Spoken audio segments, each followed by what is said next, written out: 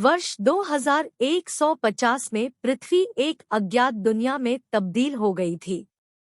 जैसा कि ज्ञात हुआ, जल के युग ने भूदृश्यों और उन लोगों के जीवन को नया आकार दिया था जो ग्रह की जलीय नियति को जन्म देने वाली प्रलयंकारी घटनाओं से बच गए थे।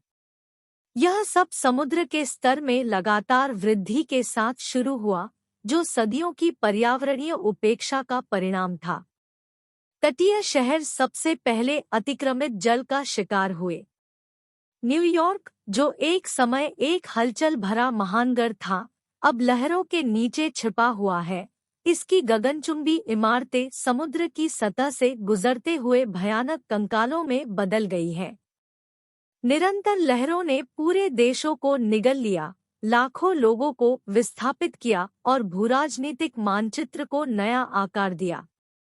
अराजकता के बीच वैज्ञानिकों और दूरदर्शी लोगों के एक समूह ने इस जलीय वास्तविकता को अपनाने के लिए एक साहसी योजना की कल्पना की। उन्होंने विशाल तैरते शहरों, इंजीनियरिंग के चमत्कारों को डिजाइन किया जो भविष्य के द्वीपों की तरह समुद्र की सतह से ऊपर उठे हुए थे। इन तैरते महानगरों में से सबसे बड़े को एक्वा अर्काडिया कहा जाता था, जो जल के युग में आशा की किरण था। हमारी कहानी एक्वा अर्काडिया से शुरू होती है, जहां माया नाम की एक युवती रहती थी। इस जलीय संसार में जन्मी माया को कभी भी अपने पैरों के नीचे ठोस जमीन का एहसास नहीं हुआ था। उन्होंने अपने दिन शहर के विभिन्न जिलों को जोड़ने वाले फ्लोटिंग वॉकवे और पुलों के जटिल नेटवर्क की खोज में बिताए।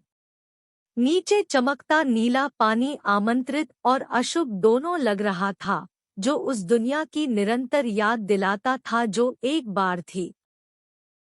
माया की जिज्ञासा उन्हें शहर के अनुसंधान केंद्र तक ले गई, जहां वैज्ञानिकों ने बढ़ते समुद्र के प्रभावों को समझने और कम करने के लिए अथक प्रयास किया। यहीं पर माया का सामना डॉक्टर सेबेस्टियन हेस से हुआ, जो एक प्रतिभाशाली समुद्र विज्ञानी थे और उनका सपना पृथ्वी के पारिस्थितिकी तंत्र में संतुलन बहाल करने का था। माया, मेरी प्रिय, डॉक्टर हेस ने गर्मजोशी भरी मुस्कान के साथ उसका स्वागत किया। मैं प्राचीन ग्रंथों का अध्ययन कर रहा हूँ, जो उस समय की बात करते हैं जब पृथ्वी सद्भाव में थी। मेरा मानना है कि हमने जो नुकसान किया है उसे उलटने का एक तरीका है। उत्सुक होकर माया ने डॉक्टर हेस को अपनी योजना समझाते हुए सुना। उन्होंने एक पौराणिक कलाकृति के बारे में बात की, एक प्राचीन अवशेष जिसे टाइड कॉलर के नाम से जाना जाता है, जिसके बारे में कहा जाता है कि इसमें महासागरों को नियंत्रित करने की शक्ति होती है। किंवदंती है कि यह पानी को कम होने का आदेश दे सकता है, जिससे नीचे की खोई हुई भूमि का पता चल जाएगा। नए दृढ़ संकल्प के साथ माया और डॉक्टर हेस टाइड कॉलर को खोजने के लिए एक खतरनाक यात्रा पर निकल पड़े। उनकी खोज उन्हें खरनाक पानी, एक समय के महान शहरों के अतीत के अवशेषों और समुद्र के रहस्यों के बीच में ले गई। रास्ते में उन्हें ऐसी चुनौतियों का सामना करना पड़ा जिन्होंने उनके लचीलेपन और साहस की परीक्षा ली, भयंकर तूफानों से लेकर बदलते पर्यावरण द्वारा उत्परिवर्तित समुद्री जीवों के साथ मुठभेड़ तक। जैसे जैसे माया और डॉक्टर हेस अपनी यात्रा में गहराई से उतरते गए, उन्हें पता चला कि टाइडकॉलर केवल किंवदंती का अवशेष नहीं था। यह उस सभ्यता द्वारा बनाई गई प्राचीन तकनीक का एक परिष्कृत नमूना था जिसने अतीत में इसी तरह के संकट का सामना किया था। डिवाइस में संतुलन बहाल करने की कुंजी थी, लेकिन इसकी शक्ति को अनलॉक करने के लिए जटिल पहेलियों को सुलझाने और उन लोगों के ज्ञान को समझने की आवश्यकता थी जो पहले आए थे। दोनों की खोज समय के विरुद्ध एक दौड़ बन गई, क्योंकि एक्वा अर्काडिया को प्रतिद्वंद्वी तैरते शहरों से बढ़ते खतरों का सामना करना पड़ा, प्रत्येक घटते संसाधनों के लिए प्रतिस्पर्धा कर रहा था।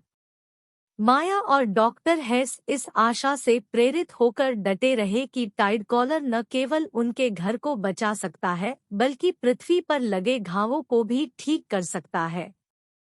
अंततः महीनों की अथक खोज के बाद माया और डॉक्टर हेस प्रसिद्ध टाइडकॉलर के सामने खड़े हुए।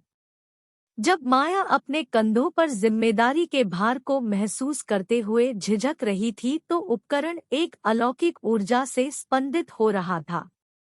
एक गहरी सांस के साथ माया ने टाइडकॉलर को सक्रिय कर दिया।